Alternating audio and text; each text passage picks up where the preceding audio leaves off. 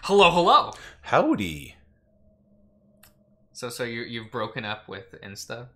Yeah, TikTok I is don't your Insta. new. Well, so like, well, no, I'm still on Twitter the most, but like, I went through and like kind of cleaned out my Insta last week. Mm-hmm. Like I, unfollowed a bunch of people I don't really follow anymore, and then I followed a bunch of bands that I was like interested in following. Mm-hmm. But like, it's just kind of you don't the algorithm as far as how things display sucks. You get nothing that you like anymore. So Insta and I are, On break. on break. We're on break. Mm-hmm. I'm just, I'm just not feeling it right now, man. Well, when Twitter dies, where's everyone gonna go? That's a great question. Is that still a drama? Is that still happening? Not really. People are like the blue check mark is gone. Everyone got over it. Yeah, everyone's over it for sure. Yeah. People are just kind of vibing now. Once everyone realized like there is no alternative, so you just kind of have to deal with it. There's no great place to go. It's kind of like YouTube, right? Yeah. Like where are you gonna go? Vimeo. What's Vimeo? What, Daily Upload or whatever the fuck that shit? Daily Motion. Oh, that's not real. You're gonna go to Daily Motion? The Daily Motion isn't real. It can't hurt me.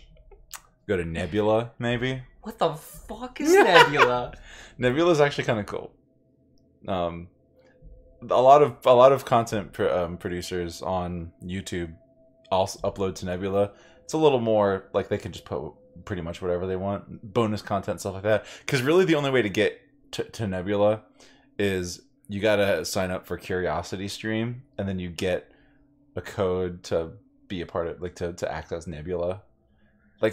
So, say a YouTuber that I watch, Adam Neely, he does a lot of music stuff, music theory stuff. Sure. He has a lot of bonus content that he puts on Nebula, or like Polyphonic or something. Like Polyphonic does that. Sure. Maz. These are names. The Amazing Maz. He puts stuff on Nebula. Is that a VTuber?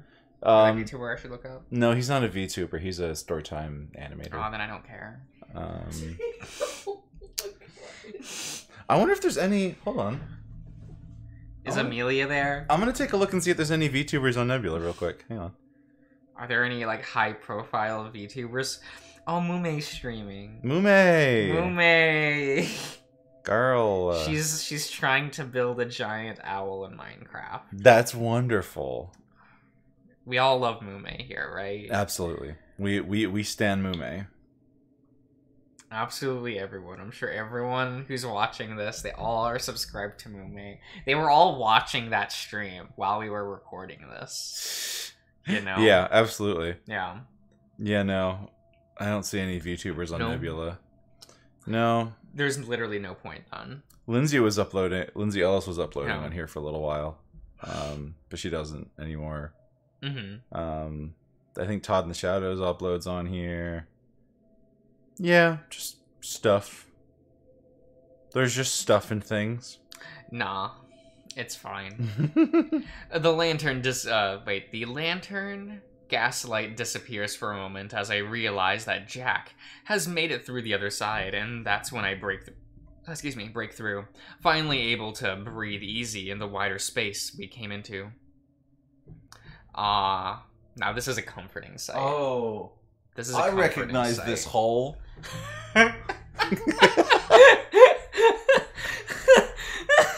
I've seen this hole before.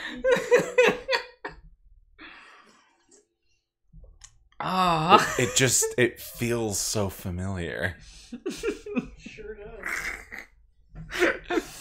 Is that gonna be the description for these videos? I remember this hole. Yes. I recognize that hole. I recognize that. Because that's when it's Guts Man. Because that's when any of them show up on the screen. Cliff shows up. I remember that hole. William definitely is like, I recognize this hole. This is my hole. It was made for me while clutching Sam. Yeah. Only I fit inside this hole perfectly. The contours are shaped to me. Man, do you think William would love the Valentine's booty hole chocolate? You seen that? People would get chocolate molds made of their butthole and give it to people for Valentine's Day. You see, but William doesn't like gay shit. Oh, true. That's right. He likes fucking guys. Yeah, but he does, like, he actively distances himself from, like, the community. I see. And such, you know. Is he the homophobe? Oh yeah. Okay. Let's go. So he fills that role in this one. Yeah, it's kind of hot. I see. Yeah. I see. Looking around, though, it's just a tiny little hollow, smaller than the size of my room. There are a few things lying around, though. A shovel and a pickaxe against the wall, what looks like a tin can in the corner, and finally a few bags at the far end of the hollow, looking full and lopsided. I noticed that Jack's breathing heavily, and considering how we weren't really exerting ourselves at all, I can only imagine it's from excitement. There. And Jack points at the bags, and I can see that that even his paw is shaking. I swallow hard and start moving towards the bags. Really? They're all filled up? They're the size of my head, and it seems impossible that all of that could be gold. Yes, look in them. I let out a short little laugh that just comes out of me, because I still can't believe any of this. At least not until I see it. So I crouch down in front of one of the bags, grabbing the drooping. Mm-hmm. Doping. Ooh. It's got 2 O's. Ooh. Drooping. Mm-hmm.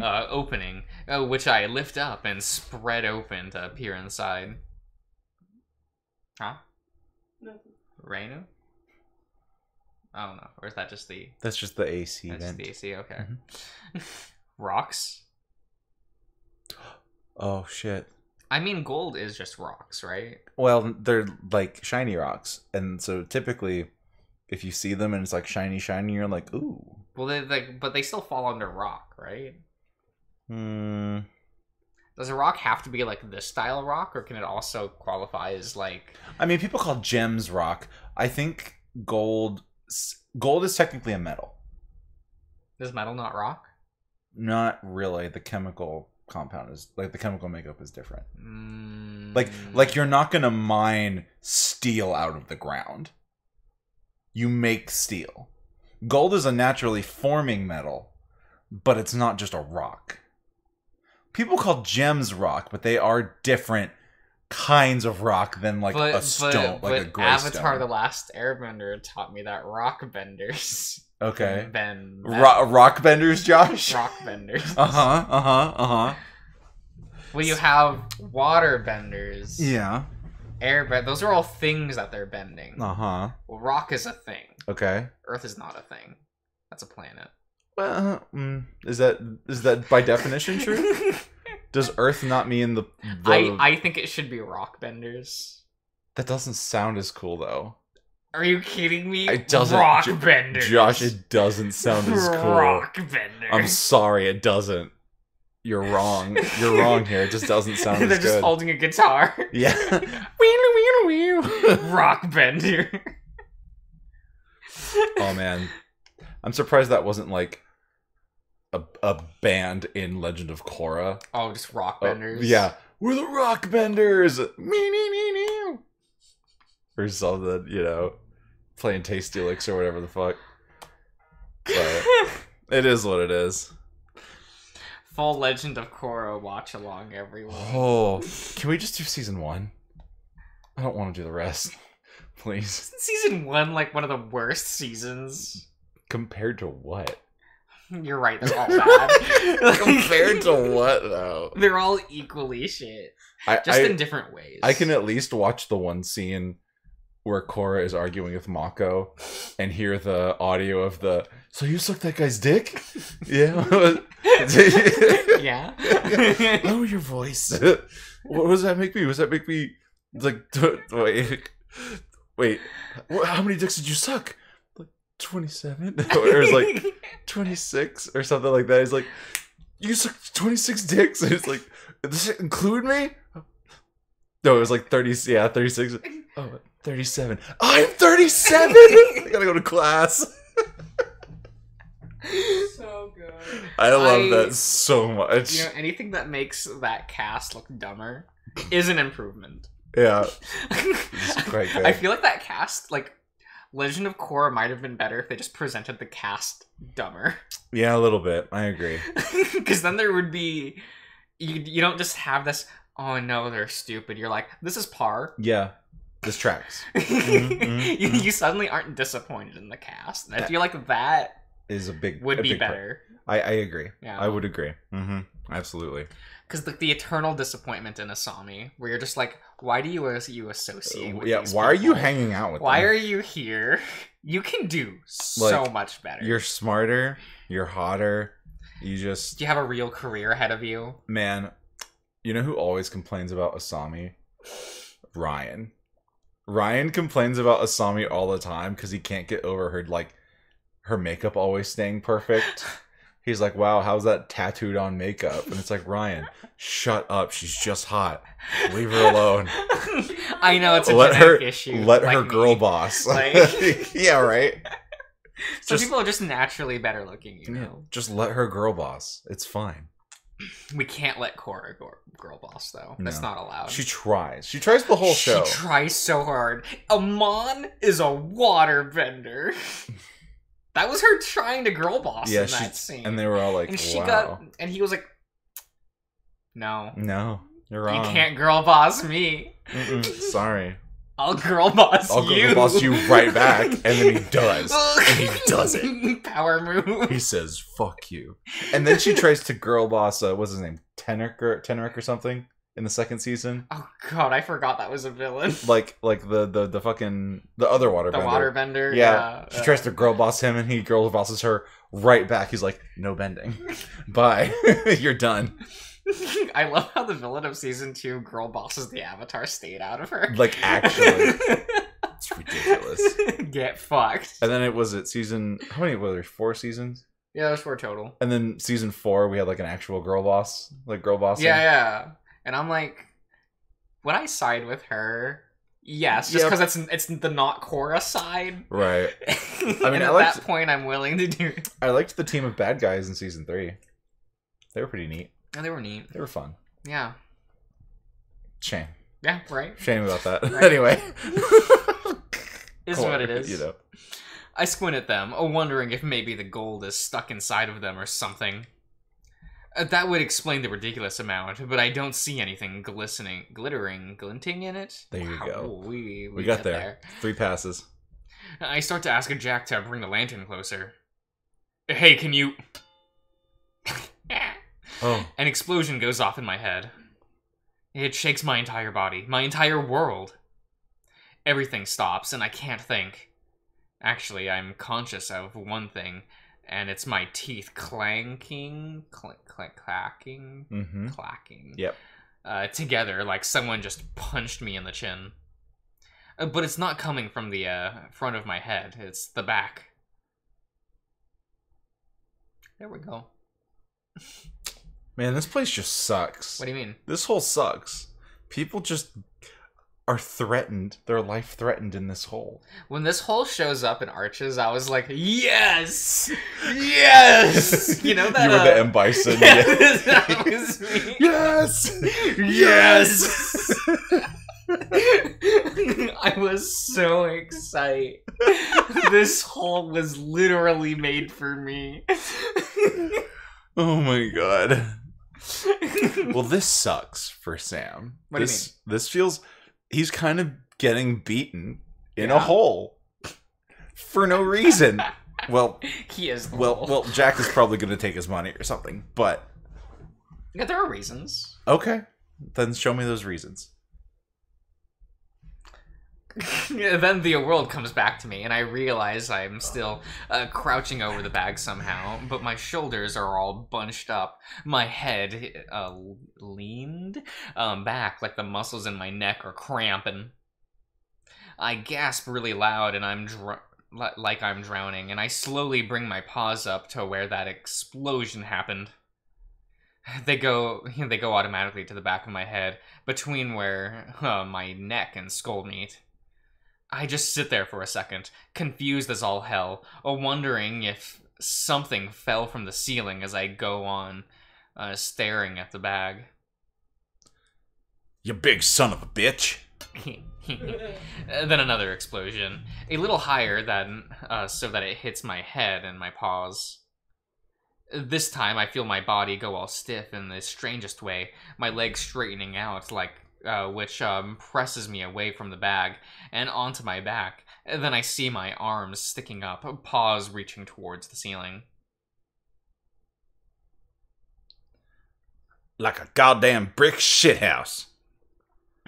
He works out a little. Just a little. I blink at the sky above me in confusion, wondering why it's so yellow and dirty. I keep blinking at it, waiting for it to go back to blue or black with stars. Whatever time it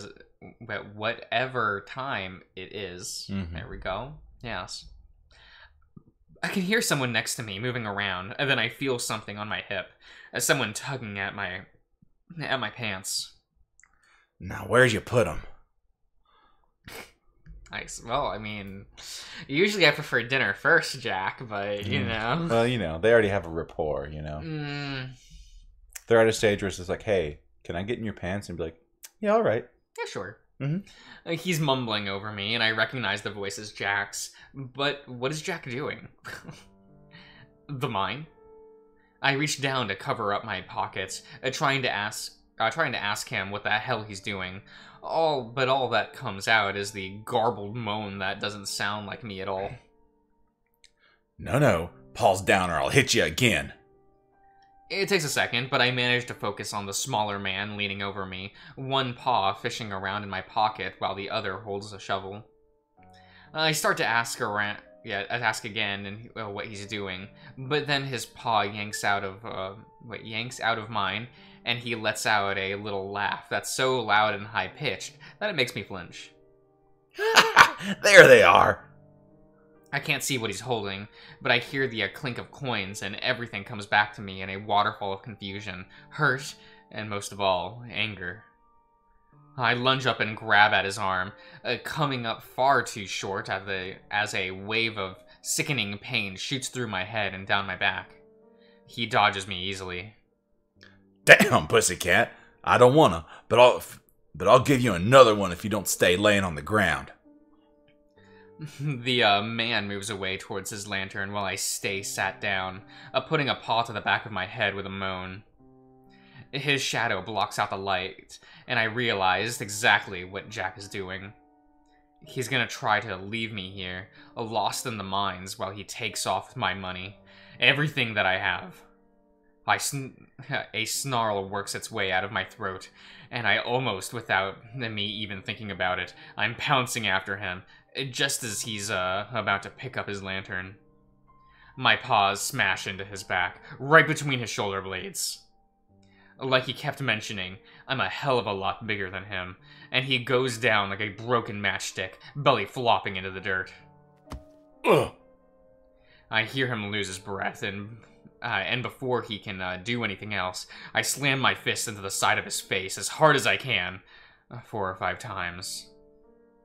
He hollers after the first, but goes quiet after the third, sizing up under me. Seizing up? Seizing up. Seizing. Sizing up. No. Sizing. No, wrong. Incorrect. Sezing. You know, that's also very wrong. I'm gonna tell you. I'm gonna let you know. It's incorrect. Not the right word. But like the EI can just like there's so many sounds that can be made. Oh, it's true. But it mostly goes like an E sound. Ceiling is another one. Siling? Well, actually, yeah, that one's I before E except after C. Yeah. Never mind, I was wrong. Sorry. That was incorrect. That was a bad example. Wow, damn. Awful. You're gonna floss for the audience? No, never again. Are you gonna hit the gritty for the audience? Am I going to widowy hit the gwitty? That's how you... I saw that clip of you saying that, but you're supposed to say, wow, he's widowy hitting the gwitty. You're supposed to say it like that. I don't know how this... I don't know how Zoomers talk. That's what I'm teaching you right now. I'm helping. I'm apparently doing the Lord's work. I can't. But, man, I'm so not looking forward to when that episode of Interia comes out where I'm fucking flossing in quotes. That was horrible. Like, man, someone's gonna be able to make a really good soundboard with this. That was all on you. You literally have no one to blame but yourself. I really don't. I was not thinking. It is what it is. I sit there on top of him. Oh. And gasping for breath. Oh. Still wondering what the hell just happened. Oh. As I stare down at Jack, at his fluttering eyelids and the blood coming out of his mouth. Oh, they're having a real good time. I realize how stupid I am. So goddamn stupid. Most people probably would have seen this coming a mile away, but I thought I knew Jack. At least, as much as you can know a person in a week. The thought of so much gold, of living rich, I'd been completely blinded by the thought of it. And Jack starts to groan louder and move around more, so I reach over for his right paw, forcing it open and grabbing my coins. I clutch them protectively to my chest as I stand up, suddenly feeling a sudden wave of dizziness as I do. I stumble towards the opening, then rest against it for a moment, clutching my breath, waiting for my blurry eyes to focus. The sharp pain in my head is gone now, replaced by a deep throb that penetrates all the way through the back of my neck to the back of my eyes. I reach up to rub at it again, and my paw comes away wet and bloody. I start to worry that I might be more hurt than I might have thought. I need to get help. Have someone look at it. But first I need to find my way out of this damn mine. I can see a face in the rocks over there. What do you mean? Look over on the left side. Right there. Yeah. You see the lips? Yeah. And the nose. Yeah. Well, yeah. Lips and chin down there near the bottom. Yeah. It's pretty crazy. You're just... What? What? You're just seeing things. Yeah, I'm seeing it. Yeah. It's just good art. That's how the mind works. It's just good art. We see faces and things. Yeah. There's a not a condition. There's a word for it when you see that in like a lot of like. Yeah, I mean, yeah. Well, you know, your brain is designed to like look for that kind of shit. Right, but like when it's overactive in your brain, there's a word for it. I just can't remember what it's called. It's whatever. I start to push my way through the opening again, and then I remember that I need a lamp. The lamp. I turn around and find Jack already up, moving slowly towards me. Oh wait, just moving towards me. Just 5 feet away. This time with a pickaxe in his paws. Dully, I wonder if it's the throbbing or rushing sound in my ears that had kept me from hearing him, but I don't have time to think anything else as he rushes at me, thrusting the head of the pickaxe at my face. He doesn't say anything this time, just screams. I flinch and raise my paws, but I also let my feet go out from under me, and that's what saves me as I land hard on my rear, and I hear the metal hit the hard wall of the cave behind me. The drop sends a wave of pain through my head that's so bad I bang and almost throw up. Oh, gag. That says gag. Yeah. So bad I gag. But then I see Jack raising the pick above his head, ready to bring it down on me. He's gonna kill me. Even after what's happened, I find that almost impossible to believe. But there in front of me, the man I thought was my friend, silhouetted by the lamp's dim light, the muscles under his fur bunching up, a snarl of fury on his face. I scream, raising my paw to protect myself, coins falling to the ground as the thought of being run through with a pick sends fear through me like I've never known. Yeah, I've never known. Don't! As he raises it, it knocks against the ceiling of the hollow, and Jack starts adjusting the angle of the pick. I know this is my only chance, and I push myself off the ground at him, or running into him while I grab at his weapon.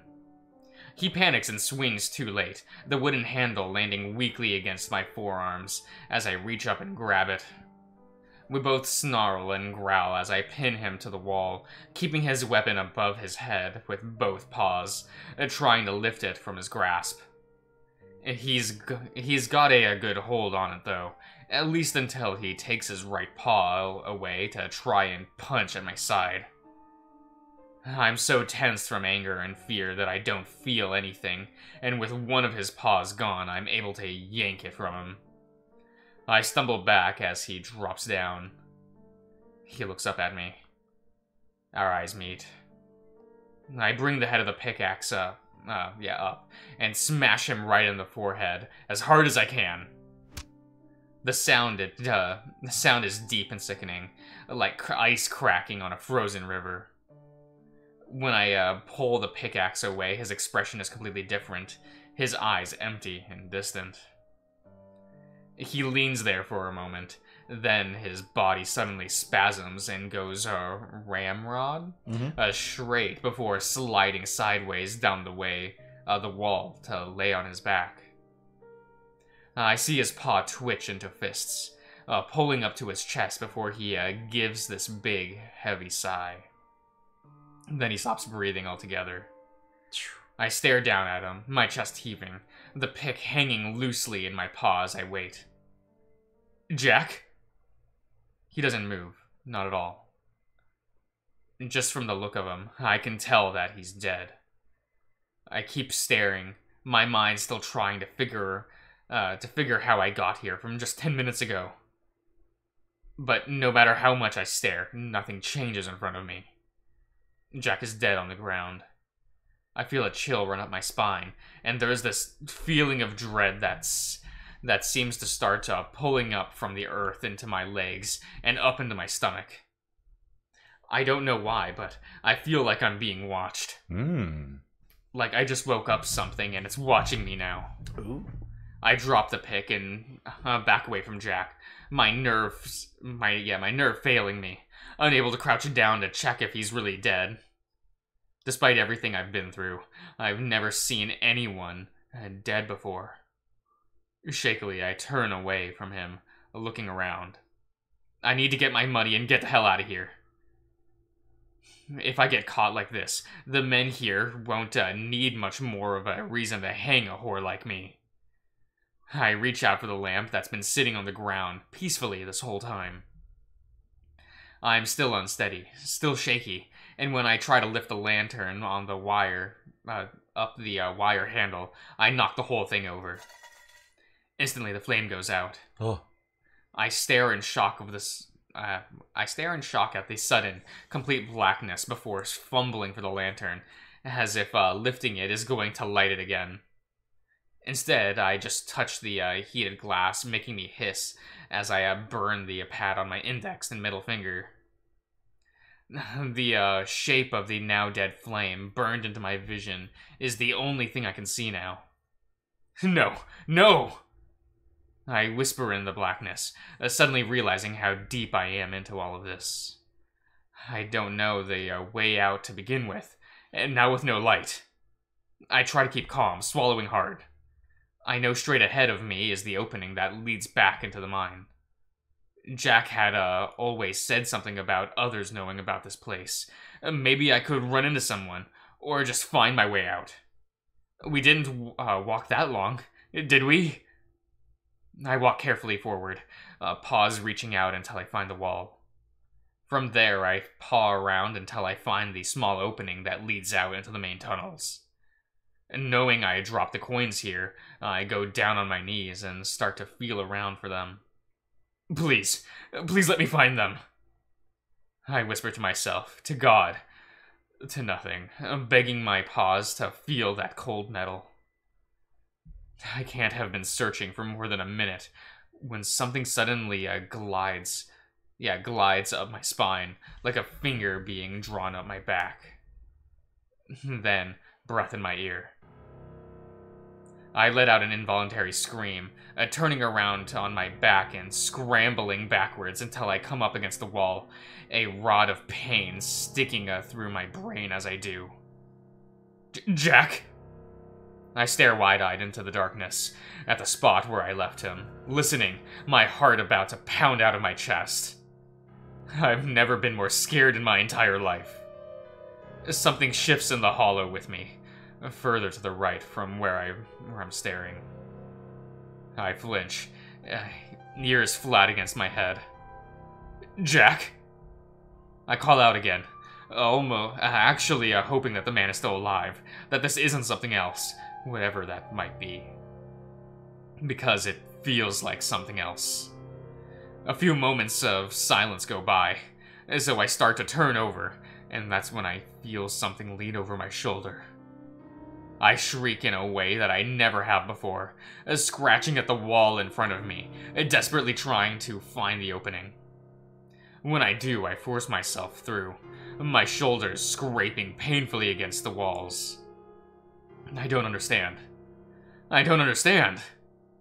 Something's coming after me through the tiny crevice, and it's not Jack. It's definitely not Jack. I burst through the other side, my face meeting the hard dirt wall of the larger tunnel, my head snapping back and leaving my nose stinging. I stumble to my right in the direction that I know we came from.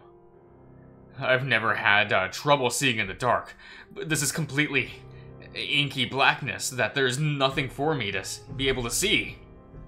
Help! Someone help me! I don't care that I might get caught anymore.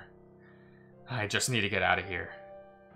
My paws swing around wildly, feeling the walls, feeling ahead of me. I can't hear the thing behind me anymore, but that doesn't matter. I just killed a man, and something I can't explain happened right after, and I just can't understand. I run into another hard wall, and I randomly pick the next direction, heading to the right again, still feeling around blindly with my torn-up paws. Finally, my wits caught up to me, and I force myself to slow down, to stop making so much damn noise so that I can listen. It's quiet.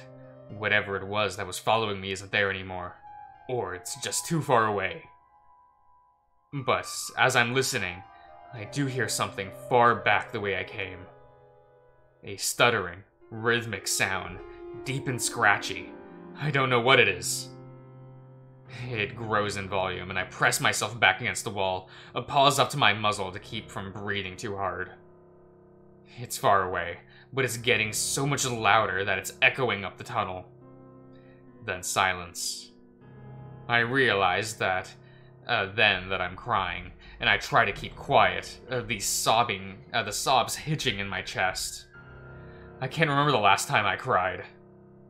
I'm frozen. I know that isn't Jack. Jack is dead, and something else was in the hollow with me. I just turn away from where the noise came from and start moving again. I'm walking this time, and even though the tears keep running down my face, I am at least quiet. The complete overwhelming fear that's settled into a dull, almost numb feeling in my chest. I aimlessly walk in left and right. Each time I feel a new passage open up with my paws. While the sound goes away, the feeling that something is watching me never goes. That never does. I think I wander for a few hours, maybe more. It's hard to keep track of time when everything's black. But I must have gone all night. Because what saved me is the sight of light pouring through the end of a long tunnel. The one we came through.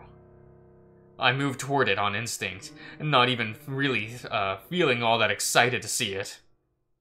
I'm relieved, but it's numbing, just like the fear.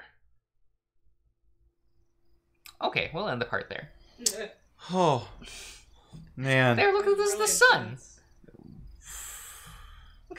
Poor Sam. Sam's doing great. He's got a lot going on. That kind of sucks.